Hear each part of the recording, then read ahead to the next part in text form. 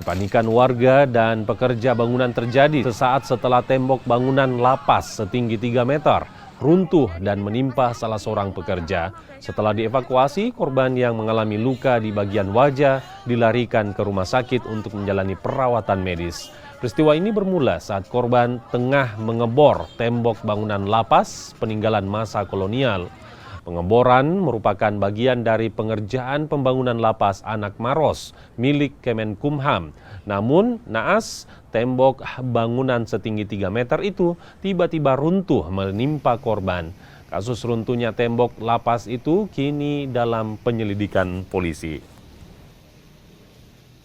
Kecelakaan kerja yang menimpa salah satu tukang dari CP 7 April. Itu gimana dia kondisinya? Tempatnya di saat apa itu dan dia bikin apa itu tukang dan Lokasinya itu di samping Bangunan lapas ya, bangunan di rehab. kantor DPR yang dibangun sementara ada kegiatan proyek pembangunan lapas anak. Dan itu pekerja proyek itu dia sementara apa sampai tertimpa pohon itu?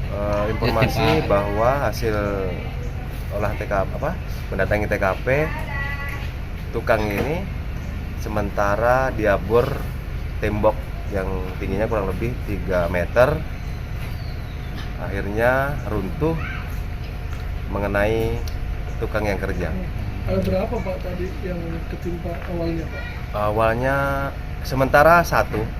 Gimana kondisinya Pak saat Kondisinya sendiri? Kondisinya sementara berada di rumah sakit Panaloe. Dia ada luka pada bagian muka. wajah Pak? Pak, ada dugaan kelalaian Pak dalam peristiwa ini? Sementara ini pihak kepolisian masih dalam penyelidikan. Apakah ada lalaian kerja?